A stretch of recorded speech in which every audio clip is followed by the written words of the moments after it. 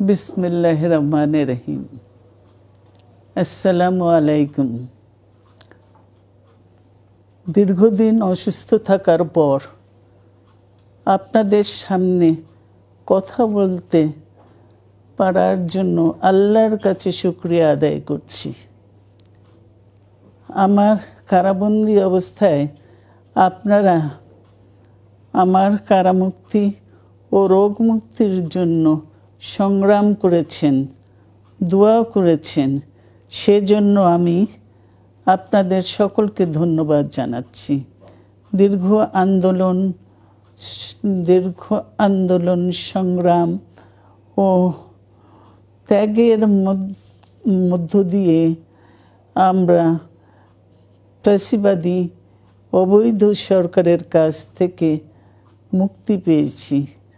আমি আন্তরিক ধন্যবাদ জানাতে চাই আমাদের বীর সন্তানদের, যারা মরণপণ সংগ্রাম করে এই অসম্ভবকে সম্ভব করেছে। শত শত শহীদদের জানাই শ্রদ্ধা। এ বিজয় আমাদের নতুন সম্ভাবনা নিয়ে এসেছে। দীর্ঘদিনের নজিরবিহীন দুর্নীতি, গণতন্ত্রের ধ্বংসের স্তূপের মধ্য থেকে আমাদের নির্মাণ করতে হবে এক সমৃদ্ধ বাংলাদেশ। ছাত্র তরুণরাই আমাদের ভবিষ্যৎ।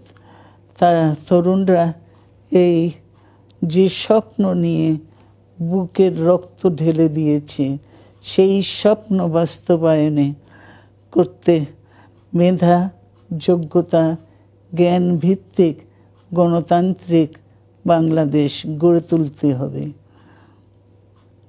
শোষণহীন সমৃদ্ধ বাংলাদেশ।